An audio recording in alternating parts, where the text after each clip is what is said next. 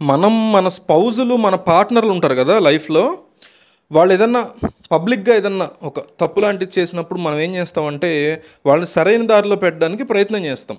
లేదా "యమ్మ ఈ నా పెళ్ళాం లేదా నా మొగుడు మారడురా బాబు" అనుకుంటే ఇంక సైలెంట్‌గా ఉంటాం. ఈవిడ వేణుస్వామి వైఫ్ ఎవరైతే ఉన్నారో వాణి శ్రీవాణి ఆవిడ పేరు. ఆవిడ కూడా ఒక జర్నలిస్ట్ అంట.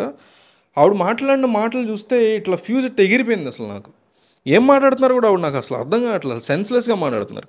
సరే వేణుస్వామి అనేటువంటి వ్యక్తి బేసిక్‌గా ఆయన ఒక యాస్ట్రాలజరు. ఆయన వేణు ఆయన పేరు. స్వామి అని ఆయనే తగిలించుకున్నారు. లేదా ఆయన్ని సపోర్ట్ చేసే లేదా ఆయన దగ్గర పూజలు చేయించుకున్న భక్తులు ఎవరో పెట్టారు. బాగానే ఉంది. ఆయన చక్కగా పూజలు, వ్రతాలు, హోమాలు, యజ్ఞాలు, వంకాయ ఏదైనా ఆయన చేయించుకోవచ్చు. అందులో తప్పు లేదు. కానీ ఒక ఎవరిదైనా మీదైనా నాదైనా అది నాగ చైతన్యదైనా సమంతదైనా శోభితదైనా ఎవరి యొక్క వ్యక్తిగత జీవితం గురించి బయటికి పబ్లిక్గా చెప్పకూడదు.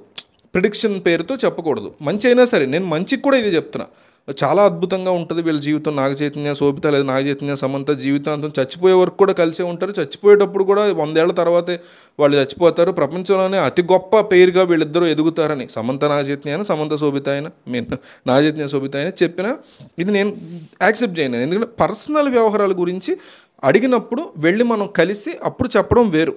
సరే ఇక ఆస్ట్రాలజీ అనేటువంటి దాన్ని తీసుకుంటే మీకు ఎంత పెద్ద నిష్ణాతులైనటువంటి ఆస్ట్రాలజర్ ఉన్నారు. ఒక మంచి శాస్త్రం, చాలా పవిత్రమైన, చాలా ఆసక్తిని రేకెత్తించేటువంటి శాస్త్రం అది. ఆ శాస్త్రాన్ని ఇలాంటి వాళ్ళు భ్రష్టు పట్టించడమే కాకుండా ఎక్కడైనా మీకు ఒక పర్ఫెక్ట్ ఆస్ట్రాలజర్ ఏం చేస్తాడంటే ఏదైనా మనకి చెడు ఉన్నప్పుడు దాన్ని చాలా స్లోగా జాగ్రత్తగా మనం ఇబ్బంది పడకుండా మనకు ఉండేటువంటి ఆ మెంటల్ ట్రామాను మెంటల్ బ్రేక్డౌన్ను టచ్ చేయకుండా ట్రిగ్గర్ అవ్వకుండా మనకు ఉన్నటువంటి కంప్లీట్ కాన్ఫిడెన్స్ ఏదైతే లైఫ్లో ఉందో అది పోకుండా చాలా జాగ్రత్తగా చెప్తాడు. అంటే ఒక రెమెడీ చేసుకుని ఇలా చేసుకుని కొంచెం జాగ్రత్తగా ఉండండి ఆ విషయాల్లో అనేసి చెప్పి ఊరుకుంటారు తప్ప నువ్వు చచ్చిపోతావు, నువ్వు రేపు సాయంత్రానికి చచ్చిపోతావురా నేను రాసిస్తాయని ఎవరు ఏ ఏ దరిద్ర కొట్టేసే వాళ్ళు చెప్పడం వాళ్ళని అసలు మనం జ్యోతిష్య శాస్త్రాల వ్యక్తుల కింద జ్యోతిష్యుల కింద వాళ్ళని అసలు కన్సిడర్ చేయకూడదు నా దృష్టిలో. ఫస్ట్ ఆఫ్ ఆల్ సరే ఆయన నోటికి ఏదో వస్తే అది చెప్పారు, మంచి నిజమే కావచ్చు. ఇక్కడ ఆయన చెప్పింది అబద్ధం, ఆయన చెప్పింది జరగదని ఎవ్వడు అనట్లా. ఆయన చెప్పింది నిజమే కావచ్చు. ఆయన చెప్పినట్టు నాగ చైతన్య శోభితో విడిపోతారేమో ఫ్యూచర్లో. బట్ ఆ విషయాలు పాజిటివ్ అయినా నెగిటివ్ అయినా ఒక వ్యక్తుల యొక్క పర్సనల్ జీవితాల గురించి ప్రిడిక్షన్ అని బోర్డు పెట్టుకుని నీ అటెన్షన్ సీకింగ్ కోసం నీ గురించి అందరూ మాట్లాడుకోవాలనే ఒక మానసిక రోగమేమో అది. అందరూ మాట్లాడుకోవాలనుకోవడం కోసం దాని గురించి పర్సనల్ జీవితం నుంచి బయటికి చెప్పొద్దు. మీ గురించి చెప్పుకోండి. అంటే ఆయన గురించి నేను అనేది వైఫ్ గురించి కూడా కదా, ఆయన గురించి చెప్పుకోండి. మీకు రేపు సాయంత్రం ఏమవుతుంది, మీరు ఎల్లుండి పొద్దున దోశలో చట్నీ వేసుకుంటున్నారా, అల్లపచ్చడి నంచుకుంటున్నారా, ఇవి మీరు ప్రెడిక్ట్ చేసుకోండి. కరెక్ట్ అయితే మాకు చెప్పండి, మేము చప్పట్లు కొట్టి లైక్లు ఇస్తాం మీ వీడియోలకి. అంతేగాని మీ వీడియోల కోసమో లేకపోతే మీ ఫేమ్ కోసమో నా గురించి అందరూ మాట్లాడుకోవాలనేటువంటి ఒక మానసిక ఆనందం కోసం ఇట్లా చేయొద్దు. సరే ఆయన చేశారు. మహిళా కమిషన్ దాని మీద కేసు ఏదో ఫైల్ చేశారు. జర్నలిస్ట్ అసోసియేషన్ వెళ్ళి కంప్లైంట్ ఇచ్చింది, ఫైల్ చేశారు. ఇప్పుడు ఆయన్ని రమ్మన్నారు. 19వ తారీఖు ఆయన వెళ్ళి హాజరు అవ్వాలి. యాక్చువల్లీ మరి మహిళా కమిషన్ ముందు ఆయన హాజరవుతలేదు, మనకు తెలీదు. మహిళా కమిషన్ గురించి కూడా మనం ఇంకో విషయం చెప్పాలి. ఇక్కడ వచ్చింది కాబట్టి మళ్ళీ దానికి సపరేట్ వీడియో చేయలేము. ఎందుకంటే ఎవడో అందులో వినరు ఈ గోడు, ఇందులోనే చెప్పాలి. ఎందుకంటే ఒక కాంట్రవర్షియల్ ఇష్యూస్ని ఎందుకు తీసుకుంటా అంటే ఇందులోనే మనం అనేక అంశాలు, ఇంపార్టెంట్ అంశాలను చెప్పడానికి అవకాశం ఉంటుంది. మహిళా కమిషన్ అనేది తెలంగాణలో ఏర్పడి కొన్ని ఇయర్స్ అవుతుంది. చాలా కష్టపడి చాలా చాలా పోరాటం చేసి సాధించి ఆ మహిళా కమిషన్ ఏర్పాటు చేశారు. అంటే మహిళా కమిషన్ ఉంది, దాని ప్రెసిడెంటో చైర్మన్ ఎవరో లేరు. ఓవర్ ద ఇయర్స్ ఖాళీగా ఉంది. కేసీఆర్ టైంలో తర్వాత గట్టిగా పోరాడి చేయించారు కొంతమంది అమ్మాయిలు, నాకు తెలిసిన ఫ్రెండ్స్. అయితే జర్నలిస్టుల వాళ్ళు కూడా. అయితే ఆ మహిళా కమిషన్ వచ్చిన తర్వాత ఒక్క పనికొచ్చే పని ఏది చేయాల, ఏది చేయాల.